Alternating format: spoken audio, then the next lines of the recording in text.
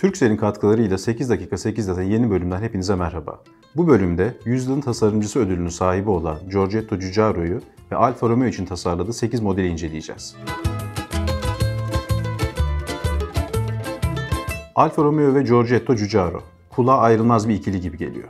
İtalyan tasarımcı en fazla modeli bu logo için tasarlamıştı. Yeteneğiyle Nuccio Bertone'nin dikkatini çektikten sonra Bertone'de çalışmaya başlayan Giorgetto Giugiaro'nun ilk tasarımı Alfa Romeo 2000 Sprint oldu. Markanın o dönemdeki kupe modeli olan Alfa Romeo 2000 Sprint, gövdeye gömülü gibi olan farlarıyla yeni bir tasarımı temsil ediyordu. Otomobilde farların tasarımı ön ızgara ile bütünleşik bir yapıdaydı ve Scudetto'da çok daha belirgin bir hale gelmişti daha önceki modellere göre. Bu yenilikçi bir tasarımdı. Giugiaro 2000 Sprint'ten sonra modelin makyajlı versiyonu diyebileceğimiz 2600 Sprint de tasarlamıştı. Alfa Romeo 2600, İtalyan markanın son üstten çift eksantrikli sıralı 6 silindirli motoruna sahip modeli olarak kabul edilebilir. Alfa Romeo 2600'den sonra sıralı 6'lardan V6'lara geçiş yaptı. 2600 Sprint'in dikkat çekici bir özelliği, sedan versiyonundan daha fazla satılan bir otomobil olmasıydı. 2000 ve 2600 Sprint modelleriyle kısa sürede tanınan bir tasarımcıya dönüşen genç Giugiaro'nun Alfa Romeo için tasarladığı ikinci modeli Giulia Sprint olmuştu. Aresse'deki yeni üretim bandında üretilen ilk Alfa Romeo olan Giulia GT'yi Giugiaro zorunlu askerlik hizmeti sırasında tasarlamıştı. 2000 ve 2600 Sprint'e göre daha kompakt bir otomobil olan Giulia Sprint, aslına bakarsanız Alfa Romeo'nun bugünkü marka imajının temelini oluşturan modellerden biriydi. Dünya genelinde Alfa Bertone olarak da bilinen otomobilin makyaj öncesi yani ilk seri versiyonlarında motor kaputu burun kısmının yaklaşık 1 cm üzerinde bir kat yapıyordu ve bu otomobilin en karakteristik detaylarından biriydi. Ancak makyajla birlikte motor kaputu karoserle aynı seviyeye çekildi ve daha sıradan bir görünüm ortaya çıktı. Giugiaro'nun en sevdiklerimden biri dediği kanguro konsepti adından da anlaşılacağı gibi kanguru anlamına geliyor. Alfa Romeo, Giulia TZ'nin bir yol versiyonu nasıl görünebileceğini anlamak için hem Bertone hem de rakibi Pininfarina eş zamanlı olarak bir otomobil geliştirme görevi vermişti. Giugiaro'nun tasarladığı konsept çok beğenildi ancak seri üretimi alınmadı.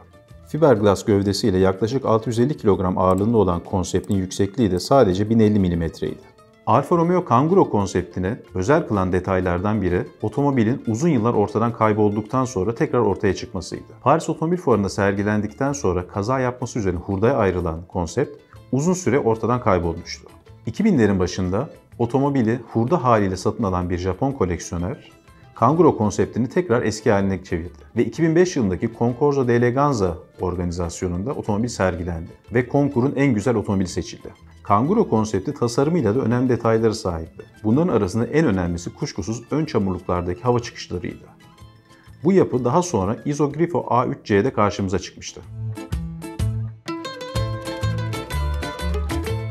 Giorgetto Giugiaro, Bertone ve Ghia'da çalıştıktan sonra en büyük hayali olan kendi tasarım stüdyosunu Ital Design adıyla hayata geçirdi. Ve Alfa Romeo Iguana'da bu tasarım stüdyosunu yani Ital Design çatısı altında tasarladığı ilk konsept olma özelliğini taşıyor. Iguana'da Alfa Romeo tarihinin ilk V8'ine 230 beygirlik düşük güçlü versiyonu ile yer verilmişti. Bununla birlikte otomobilin keskin tasarımı aynı zamanda Giugiaro'nun tasarım felsefesindeki değişimi yansıtması açısından da çok önemliydi. Konsepte karşımıza çıkan çizgiler ilerleyen dönemde DeLorean DMC, BMW M1 ve Lotus Esprit gibi farklı otomobillerde tekrar karşımıza çıkmıştı. Ayrıca Iguana konseptinin fırçalanmış metal görünümlü yüzeyleri DeLorean'da da yeniden karşımıza çıkmıştı. Giorgetto Giugiaro'nun sadece uçuk konseptler ve havalı spor otomobiller tasarlamadığının ilk kanıtı belki de Alfa Sud olmuştu. İtalya'nın güneyindeki yeni fabrikada üretilmeye başlayan Alfa Sud adını da buradan almıştı. Alfa Sud aynı zamanda Ital Design'ın geliştirmiş olduğu ilk seri üretim otomobil oldu. Bunun dışında Alfa Romeo açısından önemi ise marka tarihindeki ilk seri üretim önden çekici otomobil olmasıydı. Seri üretim tanımını özellikle yaptım. Zira Alfa Romeo 1960 yılında Tipo 103 adıyla aslında önden çekici bir prototipe imza atmıştı. Tarzı ve felsefesiyle dönemi için çok yenilikçi ve bir anlamda da kompakt hatchback kavramının öncüsü olan Alfa Sud, aynı zamanda Giugiaro'nun Caimano konseptinin altyapısını oluşturmuş oldu. Alfa Romeo New York taksi konsepti gerçeğe dönüşmüş olsaydı, muhtemelen hem Amerika'nın hem de dünyanın taksi hikayesi bambaşka bir hal alabilirdi. 1976'da New York Modern Sanat Müzesi'nin Geleceğin Taksi Nasıl Olmalı projesi kapsamında geliştirilen konsept, Alfa Romeo'nun F12 ticari aracının altyapısını kullanıyordu. 4 metre ve 6 santimetre uzunluğundaki konsept, o dönemin Amerika'daki taksilerinden yaklaşık 1-1,5 metre arasında daha kısaydı. Bununla birlikte arkadaki 2 metrekarelik alanda 4 kişi yetecek kadar geniş bir alan sunabiliyordu. Ve ayrıca sahip olduğu rampa sayesinde hem tekerlekli sandalyeler hem de bebek arabaları çok rahat bir şekilde iniş biniş gerçekleştirebiliyordu. Giugiaro New York taksi konsepti gözünüze belki çok estetik gelmeyebilir. Ancak barındırdığı fikir sonrasında pek çok MPV'nin önünü açtı aslına bakarsanız. Ve Giugiaro New York taksi ile elde ettiği tecrübeyi Lancia Mega Gamma konseptiyle binek otomobilleri uyarlayarak bir anlamda MPV'lerin önünü açmış oldu. Alfa Romeo'yu 90'ların ortasında bir anlamda buhrandan çıkaran model olan 156, makyajlanacağı zaman Alfa Romeo eski dostu Giorgetto Giugiaro'nun kapısını çaldı. Walter De Silva'nın Centro Stile Alfa Romeo çatısı altında geliştirdi. Yani Alfa'nın kendi başına tasarladığı bir otomobil olan 156, başlı başına aslına bakarsanız bir estetik harikası. Walter De Silva'nın şaheseri, Giugiaro'nun dokunuşları daha düz farlara, daha ince ve yüksek bir ön ızgaraya kavuşurken, arka tarafta da stopların iç kısmındaki eğimi yönü değişmişti. Ön çamurluklara eklenen Design Giugiaro logoları, makyajlı versiyonlara ustanın attığı imza olarak kabul edilebilir. Bu küçük ancak etkili değişikliklerle birlikte Alfa Romeo 90'larda ortaya çıkan otomobilini aslında bakarsanız 2000'lere adapte etmişti. Bana soracak olursanız ilk versiyon çok daha özgün ve karakterli bir tasarıma sahipti ama Giugiaro'nun dokunuşlarının da estetik olduğunu inkar edemeyiz. Alfa Romeo'nun 156 sonrasındaki orta sınıf modeli olan 159, bence gelmiş geçmiş en özel ve en şık orta sınıf sedanlardan biri.